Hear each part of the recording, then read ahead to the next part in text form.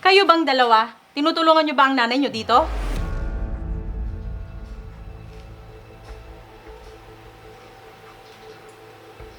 Layla, ayos lang naman ako. Kaya ko pa naman lahat ng gawain dito sa bahay. Ate, hindi naman porket kaya mo, puro na sila inay pag may kailangan sila. Dapat kumilos naman at tumulong naman sila.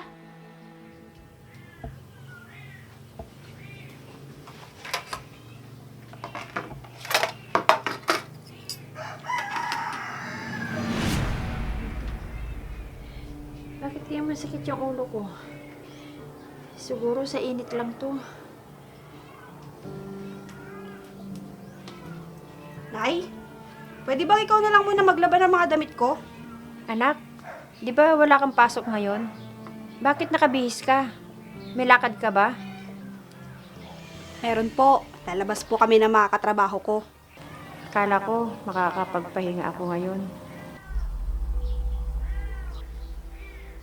Nay, ayos ka lang ba? Ayos lang ako, anak. Dala lang siguro ng init ito. Sigurado po kayo, Nay? Oo, anak. Nay, aalis muna ako. Magpapapawis ako kasama ng mga barkada ko. Mga anak, di ba kayo mag-aalmusal? Hindi na, Nay. Baka itlog na naman ang ulam. Itlog na lang palagi. Ako din po, Nay. Baka doon na lang po ako sa labas kakain mamaya.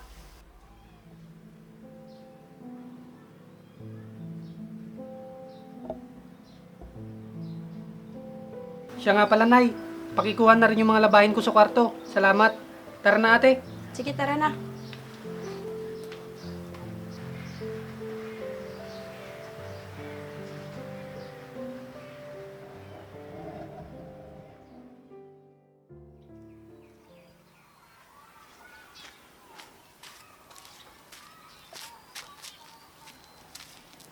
Ate?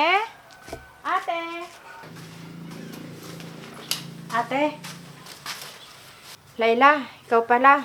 Mabutit na padalaw ka. Oo, ate. Gusto ko lang kayong kamustahin dito.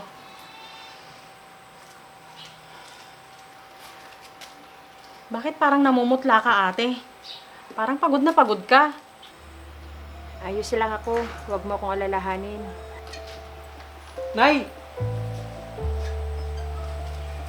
Tita, ikaw pala. Saan ang punta mo? Hindi nyo yata tinutulungan ng nanay nyo dito, ah. Ewan ko po kay Ate Emma. Uy, Jacob. Bakit naririnig ko na naman ang pangalan ko dyan, ha? Kayo bang dalawa? Tinutulungan nyo ba ang nanay nyo dito?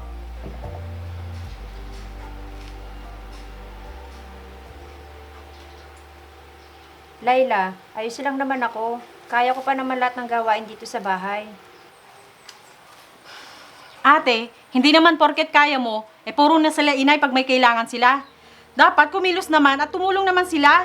Nay, tita, alis po muna ako. Hinihintay na po ako ng mga kasama ko.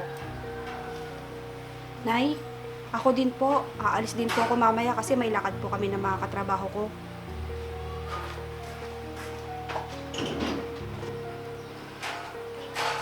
Hay nako, ate. Sabado-linggo ka na nga lang nila matutulungan. Nag-uunahan pa sila sa paglayas. Sanay na ako, Layla. Ganyan naman sila mula pa noon. Siya nga pala, kaarawan mo na sa Makalawa, ah. Anong balak mo? Maghahanda ka ba? Hindi ko alam. Bahala na. Kung maalala ng mga bata, maghahanda ako. Pero kung hindi, hahayaan ko na lang na lumipas ang kaarawan ko. Kawawa naman ang kapatid ko. May mga anak nga siyang naturingan. Wala naman silang pakialam sa ina. Hayaan mo, ate. Pag maaga akong nakalabas mula sa trabaho ko, pupuntahan kita. Talaga? Salamat naman kung ganun. Ate, ayos ka lang ba, ate? Ayos lang ako, Layla. Napagod lang siguro ako. Sigurado ka ba, ate? Oo, Layla. Nay, naitupi niyo po ba yung mga pinalabhan kong damit sa inyo? Isusuot ko po ngayon. Sandali lang, anak. At ibibigay ko sa'yo. Nasa mga lagayan ng mga natuping damit. Ano ba yan, ate? Kailangan mo pa ba talaga iabot sa kanya? Kaya naman na niyang kunin yun ah. Ano ka ba, Layla? Ayos lang ako. Sandali lang at kukunin ko yung damit ng pamangkin mo.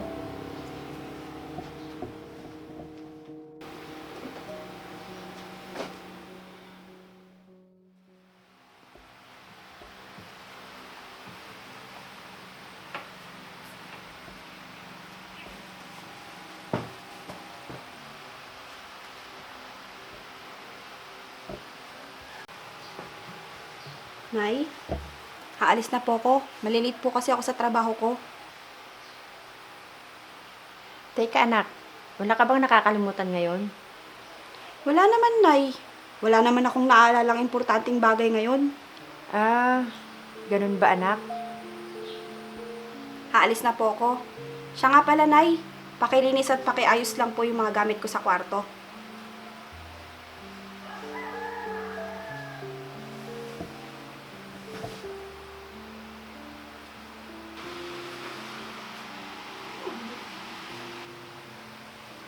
Nay, aalis po muna ako. Birthday po kasi ng isang barkada namin. Lalabas daw po kami. Anak, makiki-birthday ka? Wala ka bang naaalala ngayon? Wala naman po, Nay. Bakit po?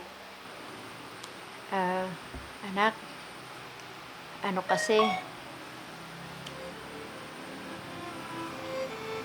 Sige pre, papunta na ako. Sige na, aalis na ako. Hinantay na ako ng mga kasama ko. buti pa yung barkada niya. Naalala niya yung birthday niya. Samantalang ako,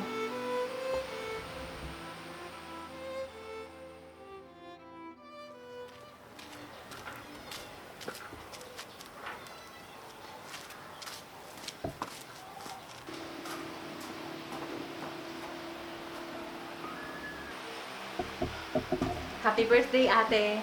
Layla, ikaw pala. Para sa'yo, ate. Salamat.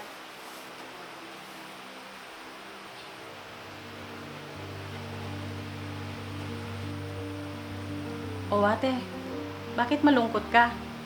Huwag mo sabihin wala man lang nakaalala sa mga anak mo.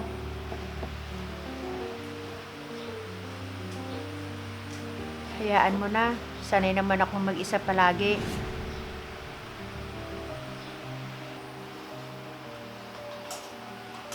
Grabe naman yung mga anak mo. Wala man lang nakaalala sa kanila na birthday mo ngayon.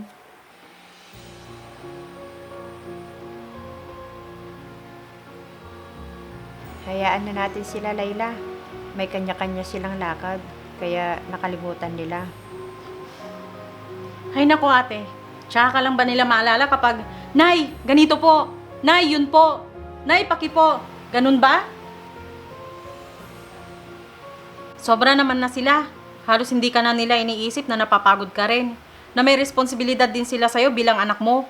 Kahit sa mga ganitong okasyon man lang sana, mabigyan ka nila ng importansya. Nanay ka nila, hindi ka nila katulong ate. Hayaan mo na sila, Layla. Tama po kayo, tita. Nay, sorry po at happy birthday po sa inyo. Ganun din po ako, Nay. Patawarin niyo po kami kung nakalimutan namin nakaarawan ninyo ngayon. Alam nyo bang dalawa na napakasarap mabuhay ng merong nanay? At alam nyo rin bang napakahirap mabuhay ng walang nanay? Kaya dapat, mahalin at alagaan ninyo ang nanay nyo habang kapiling nyo pa siya. Tama po kayo, tita. Mula ngayon, Nay, hindi na namin iaasa sa inyo ang mga trabahong kaya naman namin gawin.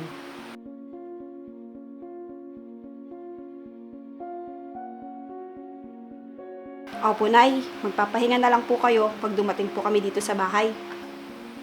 Ngayon, alam nyo na. Inay, ilang letra lang yan, pero katumbas niyan ang buhay ng bawat anak. Kasing laki ng mundo ang responsibilidad niya sa kanyang mga anak. Kaya dapat, alagaan at pakamamahal ninyo siya. Pangako po, gagawin namin yan, tita. Oo nga po. Oh, ano pang hinihintay ninyo? Magsibihis na kayo at isa-celebrate natin ang birthday ng nanay nyo. Sige po, tita. Layla, dahil sa'yo, naintindihan ng mga anak ko ang kahulugan ng salitang inay. Salamat.